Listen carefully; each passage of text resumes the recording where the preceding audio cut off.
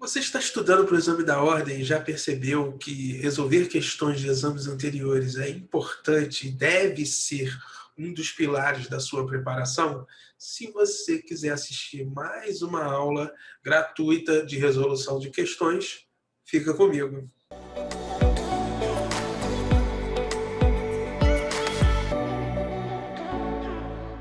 Olá pessoal, Sérgio Mota aqui hoje para a gente corrigir mais uma bateria de 8 questões de ética.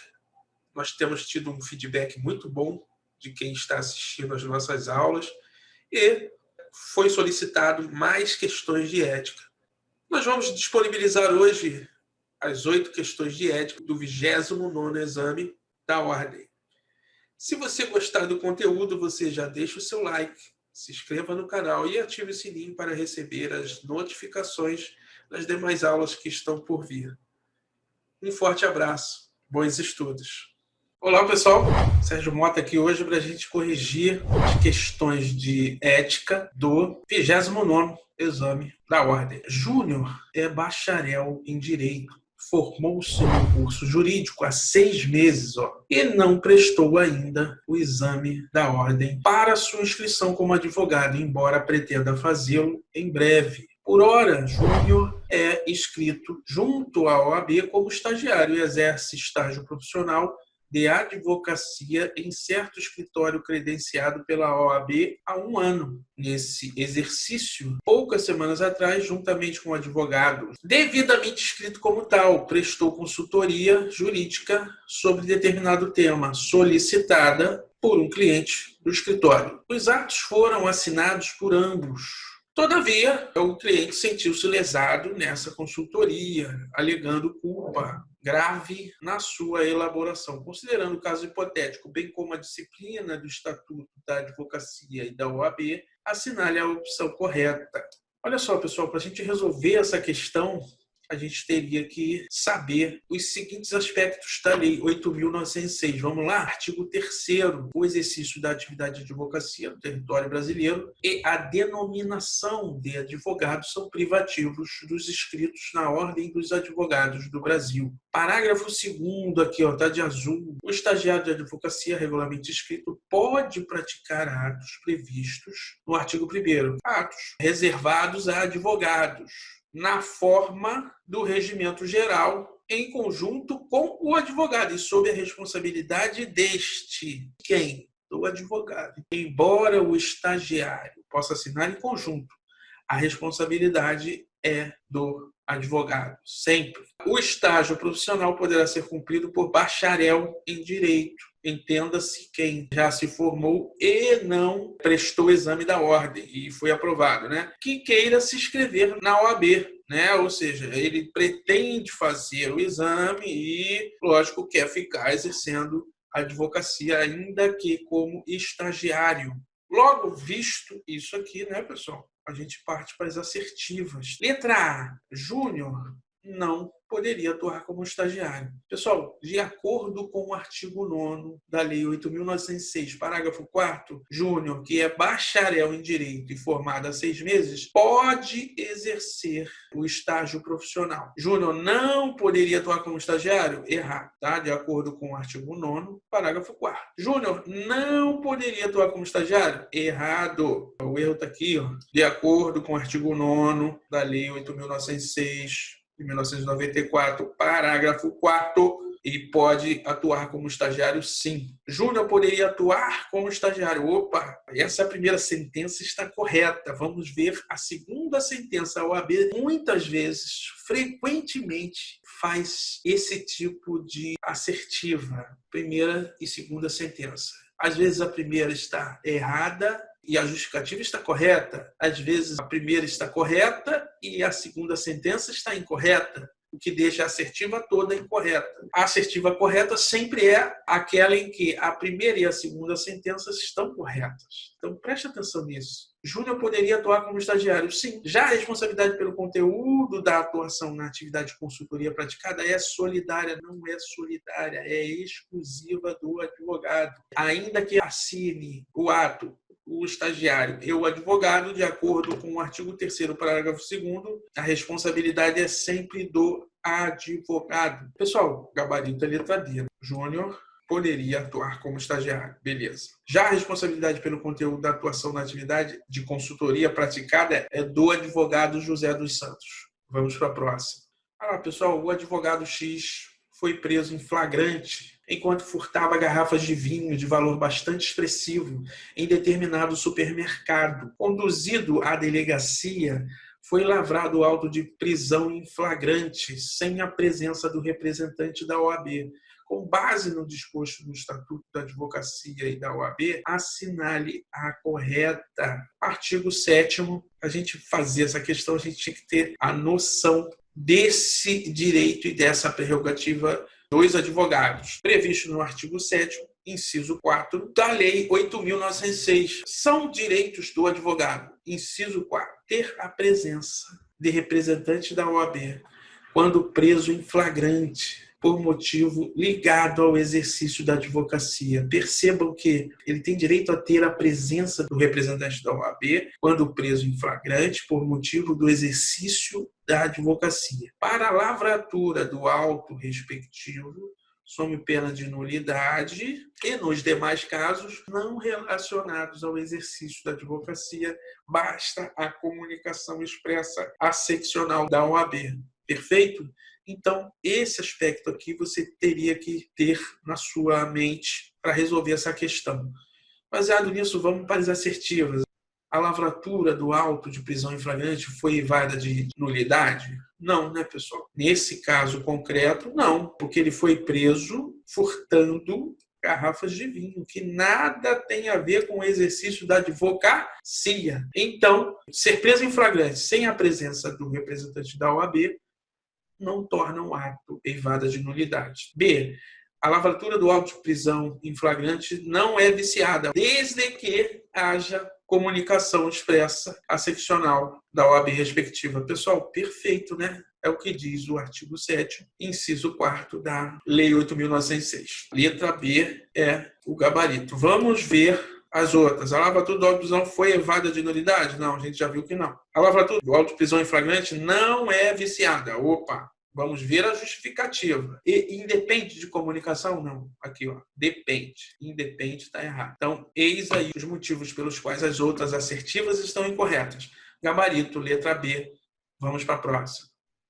Questão 3, pessoal. Olha lá. A Sociedade de Advogados X pretende associar-se aos advogados João e Maria, que não a integram como sócios, mas teriam participação nos honorários a serem recebidos. Sob a pretensão da Sociedade de Advocacia X, de acordo com o disposto no Regulamento Geral do Estatuto da Advocacia e da OAB, assinale a correta. Pessoal, para a gente resolver essa questão, vocês teriam que ter em mente o seguinte: Regulamento Geral do Estatuto da Advocacia e da OAB, artigo 39.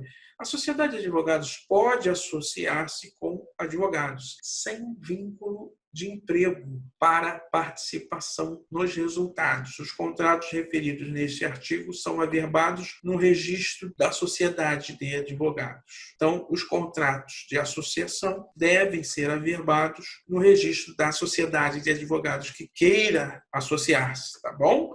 Baseado nisso, a gente vai para as assertivas. É autorizada, contudo, deve haver a formalização de contrato averbado no registro da Sociedade de Advogados. A associação pretendida deverá implicar não deverá implicar necessariamente vínculo empregatício. Portanto, a primeira sentença da assertiva está correta.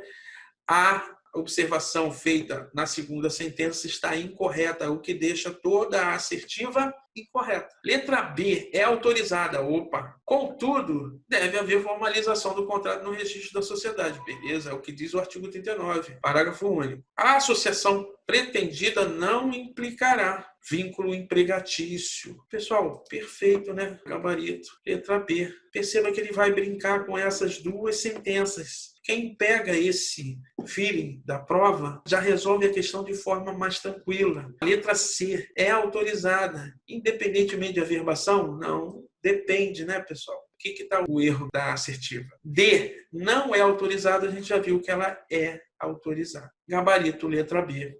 Vamos para a próxima. O advogado João, conselheiro em certo conselho seccional da OAB, foi condenado pelo cometimento de crime de tráfico de influência a uma pena privativa de liberdade. João respondeu ao processo todo em liberdade, apenas tendo sido decretada a prisão após o trânsito em julgado da sentença condenatória. Perceba que ele respondeu em liberdade até que a prisão fosse decretada após o trânsito em julgado. Quanto aos direitos de João, considerando o disposto no Estatuto da Advocacia e da OAB, assinale a correta. Pessoal, para a gente resolver essa questão, mais uma vez, direitos e prerrogativas aí do advogado. Artigo 7º, inciso 5. São direitos do advogado não ser recolhido preso antes da sentença transitada e julgado, se não em sala de Estado Maior. Se ele for preso antes do trânsito em julgado, por qualquer motivo, tem que ser em sala de Estado Maior, com instalações e comodidades condignas, assim reconhecidas pela OAB, foi considerado inconstitucional, e, na sua falta, em prisão domiciliar, tá bom? Esse é o direito do advogado e da advogada. Baseado nisso, vamos para as assertivas, Letra A. João tem o direito à prisão domiciliar. Pessoal, aqui a gente viu que ele foi preso pelo crime de tráfico de influência após a condenação, após o trânsito em julgado da sentença condenatória. Então, aqui ele não tem direito à prisão domiciliar em razão de suas atividades profissionais. João tem direito a ser... Não, nesse caso, cumprirá prisão após o trânsito julgado da sentença condenatória, não tem direito a ser preso em sala de Estado Maior. João não tem direito a ser preso em sala de Estado Maior. Em nenhum momento do cumprimento da sentença que se inicia. Sim, porque é após o trânsito em julgado da sentença condenatória. Nem terá direito, em decorrência de suas atividades profissionais, à prisão domiciliar. Sim. Em função de suas atividades profissionais, não, tá? Porque não é isso que diz o artigo 7º, inciso 5 da Lei 8.906 de 1994. Tá bom, pessoal? Gabarito, letra C. Vamos ver a letra D. João tem direito a ser preso em sala de Estado Maior apenas durante o transcurso de seu mandato como conselheiro, mas não terá direito, em decorrência de suas atividades profissionais, à prisão domiciliar. A gente já viu, não tem direito a ser preso em sala de Estado Maior, nesse caso aqui da questão. Gabarito letra C, vamos para a próxima. O Conselho Seccional X da OAB proferiu 2 decisões, ambas unânimes e definitivas, em 2 processos distintos. Acerca da matéria que é objeto do processo 1, há diversos julgados, em sentido diametralmente oposto, proferidos pelo Conselho Seccional Y da OAB. Quanto ao processo 2, há apenas uma decisão contrária, outrora proferida pelo Conselho Federal da OAB. Para resolver essa questão, pessoal, a gente teria que conhecer o artigo 75 da Lei 8.906. Portanto, a leitura da Lei 8.906 em sua versão inteira, é imprescindível para a execução de uma boa prova na primeira fase da ordem. Cabe recurso ao Conselho Federal de todas as decisões definitivas proferidas pelo Conselho Seccional quando não tenham sido unânimes ou, sendo unânimes, contraria esta lei, decisão do Conselho Federal, ou contraria a decisão do Conselho Seccional, ou ainda o regulamento ou o Código de Ética e Disciplina e os provimentos. Além dos interessados, o presidente da seccional é legitimado para interpor o recurso referido neste artigo. Então, pessoal, a questão trata de recursos. Quando você começa a ler as assertivas, você toma ciência disso, de que ele vai brincar com essas 2 situações, o processo 1 e o processo 2. Às vezes, para entender a questão, tá, pessoal, você não para no enunciado, você tem que descer as assertivas para poder entender o que o examinador quer. Cabe recurso da decisão proferida no processo 1 ao Conselho Federal. Vamos ver, então, acerca da matéria do objeto do processo 1, há diversos julgados em sentido diametralmente oposto, proferidos pelo Conselho Seccional Y. Então, o que diz o artigo 75? Se a decisão for unânime, e ainda assim contrariar lei, decisão do Conselho Federal ou de outro conselho seccional, no caso aqui foi o seccional Y, cabe recurso com fundamento da divergência com decisões emanadas do Conselho Seccional Y. Cabe recurso, é o que diz o artigo, sendo unânime, contraria decisão de outro Conselho Seccional. Então, está correto. Quanto ao processo 2, há apenas uma decisão contrária.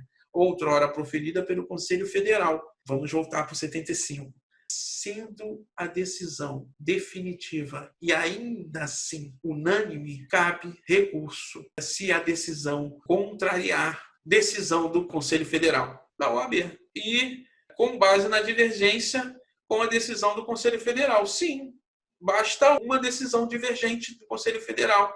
Então, não tenho dúvida, gabarito letra A, de acordo com o artigo 75 da Lei 8.906. Tá bom, pessoal?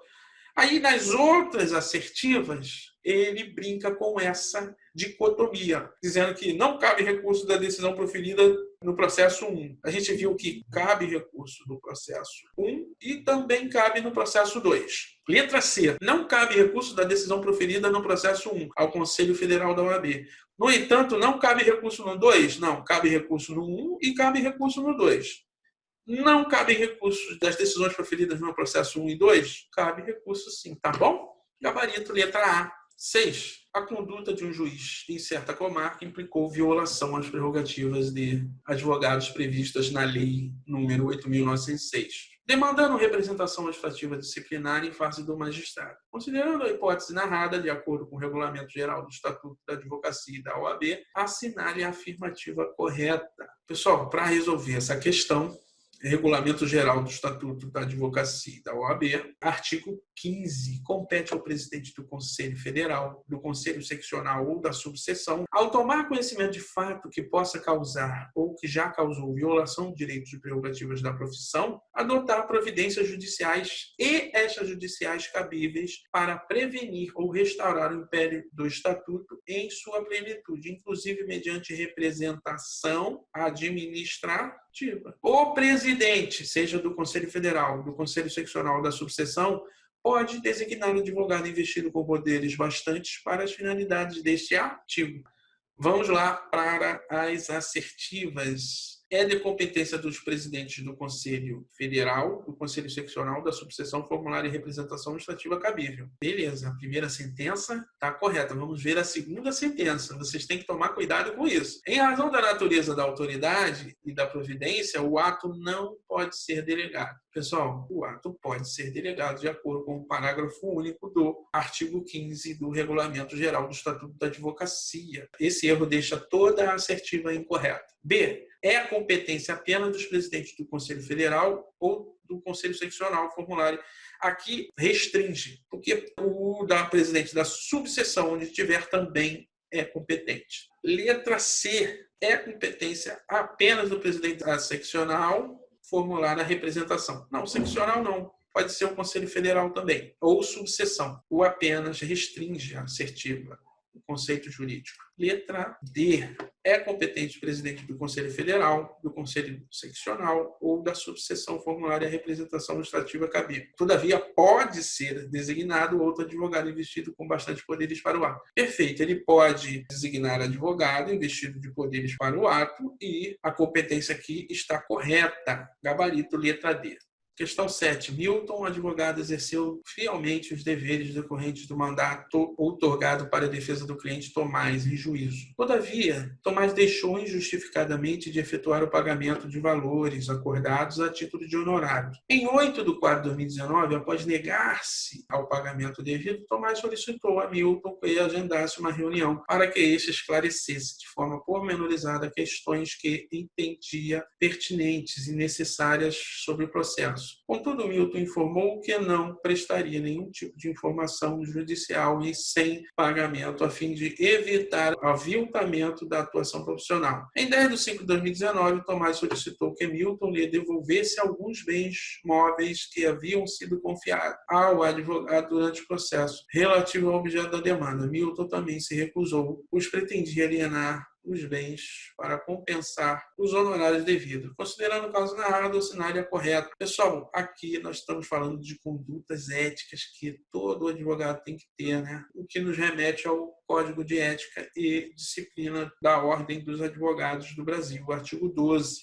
a conclusão ou desistência da causa, tem havido ou não extinção do mandato, obriga o advogado a devolver ao cliente bens, valores, documentos que lhe hajam sido confiados e ainda estejam em seu poder, bem como a prestar-lhes contas pormenorizadamente, sem prejuízo de esclarecimentos complementares que se mostrem pertinentes e necessários. A parcela dos honorários paga pelos serviços até então prestados não se inclui os valores a ser devolvidos. Portanto, o advogado pode cobrar os serviços até então executados. E esse serviço, se já houve o pagamento, esse valor não precisa ser devolvido. Baseado nisso, nós vamos às assertivas. Olha só, ele vai brincar com essa dicotomia entre o ato, a conduta praticada em 8/4/2019 e a conduta praticada em 10/5/2019. A gente já viu aqui que, de acordo com o artigo 12, o advogado é obrigado a devolver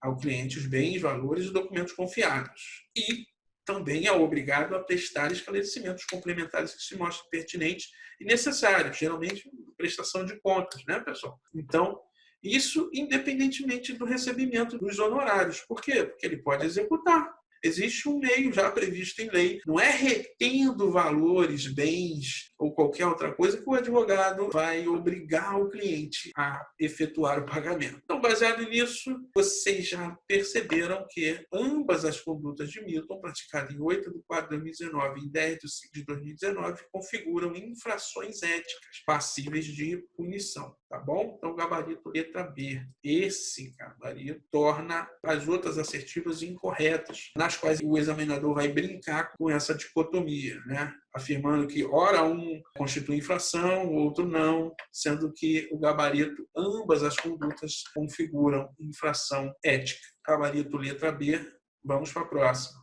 Questão 8, pessoal, a última questão do exame de ética, né? Os sócios de certa sociedade de advogados divergiram intensamente quanto à solução de questões relativas à conduta disciplinar, relação com clientes e honorários. Em razão disso, passaram a pesquisar quais as atribuições do Tribunal de Ética e Disciplina do Conselho Seccional da OAB respectivo, que poderiam ajudar a resolver suas dificuldades. Considerando o caso narrado, bem como os limites de competência do Tribunal de Ética e Disciplina, previsto no Código de Ética e Disciplina da OAB, assinale a correta. Aqui, pessoal, ele quer saber se você conhece a competência de alguns órgãos da OAB, principalmente o Tribunal de Ética e Disciplina e a Corregedoria Geral do Processo Disciplinar. Então, nós estamos aqui no Código de Ética, resolução número 02 de 2015, ó. Artigo 70. O Tribunal de Ética e Disciplina poderá funcionar dividido em órgãos fracionários, de acordo com seu regimento interno. Compete aos tribunais de ética e disciplina. Na letra A, vamos lá, pessoal, não compete ao Tribunal de Ética e Disciplina responder a consultas realizadas em tese por provocação de advogados. Artigo 71 diz justamente o contrário, inciso 2, olha, compete aos tribunais de ética e disciplina responder consultas realizadas em tese sobre matéria ético-disciplinar.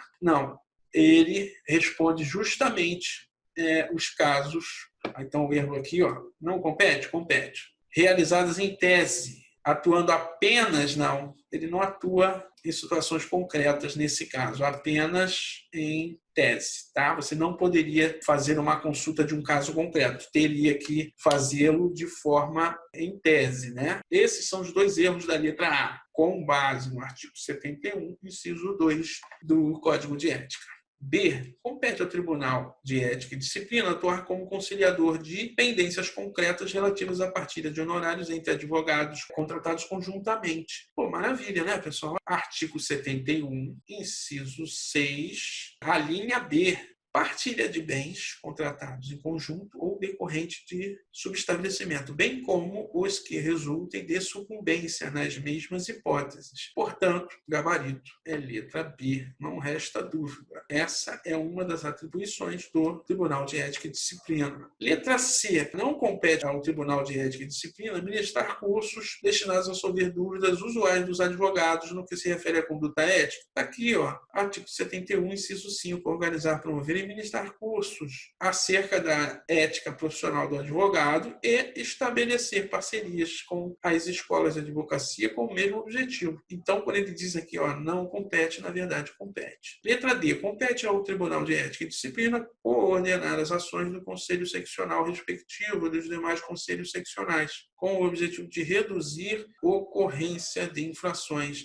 Na verdade, pessoal, essa competência aqui é da Corregedoria Geral do Processo Disciplinar, artigo 72. Esse órgão, a Corregedoria Geral, integra o sistema disciplinar da ordem. Está aqui, parágrafo 3º, a Corregedoria Geral do Processo Disciplinar coordenará ações do Conselho Federal e do Conselho Seccionais voltadas para o objetivo de reduzir a ocorrência de infrações disciplinares mais frequentes. Não é competência do Conselho de Ética e Disciplina, e sim da Corregedoria do Processo Disciplinar. Gabarito letra B, tá bom? Correção das 8 questões de ética do 29º exame da OAB. Um forte abraço. Até a próxima.